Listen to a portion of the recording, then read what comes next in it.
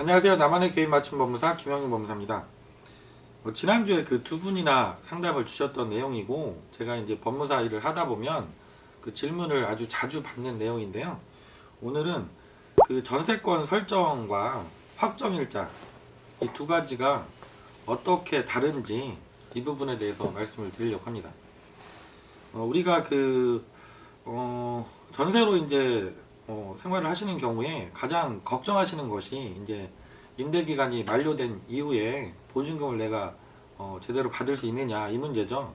특히 요즘에 이제 깡통 전세라는 말씀 많이 들어보셨죠? 언론에서도 많이 언급을 하지만 경매가 된 경우에 지금 워낙 전세가율이 높기 때문에 매매가하고 전세가가 거의 차이가 안 나는 지역들이 많이 있거든요.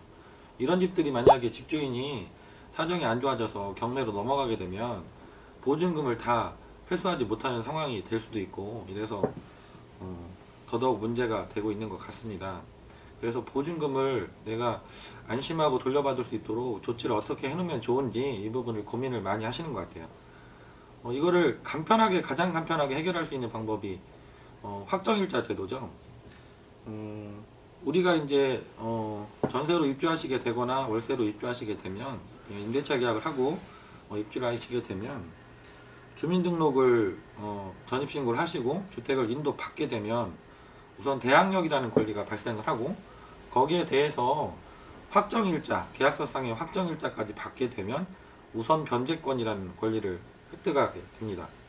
이 우선 변제권이라는 것은 아까 말씀드렸던 그런 상황, 집주인의 집이 경매로 넘어갔을 경우에 내가 확정일자 그 찍힌 날짜를 기준으로 다른 권리와 우선순위를 다투어서 날짜가 빠르면 먼저 배당을 받을 수 있는 권리를 주는 거죠. 임차권이라는 것이 원래 채권에 불과하지만 특별하게 서민들을 보호하기 위해서 물권에 준하는 이런 효력을 갖도록 법이 규정을 해주고 있는 거죠. 근데 이제 문의를 주시는 게 아무래도 전세권 등기까지 맞춰 놓으면 더 강력한 효력이 있지 않을까, 이렇게 생각을 하셔서 문의를 주셔요.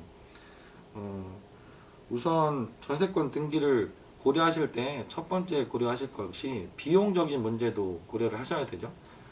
확정일자 같은 경우는 그냥 동사무소라든가 등기소라든가 이렇게 가셔가지고 도장만 하나 받으시는데 돈이 거의 얼마 안 들기 때문에 간편하게 받으실 수 있는데, 이 전세권 등기를 하시게 되면 예를 들어서 1억 전세다 그러면 50만원 정도 비용이 들어가고 있고요. 그 다음에 5억 전세다 그러면 거의 170만원 정도 비용이 들어가시거든요. 그러니까 비용적으로도 부담이 많이 되시죠.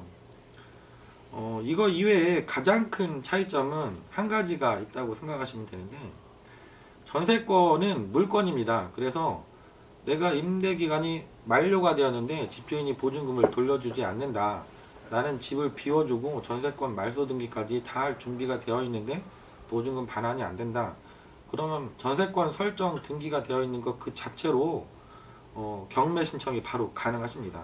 집주인의 집에. 근데 이제 확정일자만 받아 놓으신 임차권 같은 경우는 내가 강제 집행을 하기 위해서는 일단 임차권 반환, 임대 보증금 반환 청구 소송을 제기하셔서 몇 달을 거쳐서 소송을 거쳐서 판결문을 받으셔야만 집주인 집에 내가 경매를 넣어서 강제 집행을 할 수 있다는 거죠. 이게 상황이 좀 그런 상황이 정말로 실제로 닥치면 큰 차이가 발생하기도 합니다. 왜냐하면 경매가 바로 들어가 버리면 집주인들이 아무래도 다급하게 자기도 새로운 세입자를 구하기 위해서 노력을 하고 실제로 보증금을 빨리 반환해 주려고 애를 쓰거든요. 근데 이제 최종적으로 이 한 가지 부분이 크게 차이가 나지, 우선 변제를 받을 수 있다는 것, 여기에 대해서는 확정일자나 전세권 등기까지 해놓으신 경우도 동일하기 때문에 사실은 비용적인 문제라든가 집주인의 상황, 등기부도 좀 꼼꼼히 체크하셔서 가압류가 들어온 건 없는지, 세금이 체납돼서 압류 등기가 들어온 건 없는지, 다른 권리자들이 있진 않은지, 이런 것도 꼼꼼히 보시고 전문가와 상담하시면 더욱 좋을 것 같습니다. 오늘은 확정일자와 전세권 등기 차이점에 대해서 말씀드렸습니다. 감사합니다.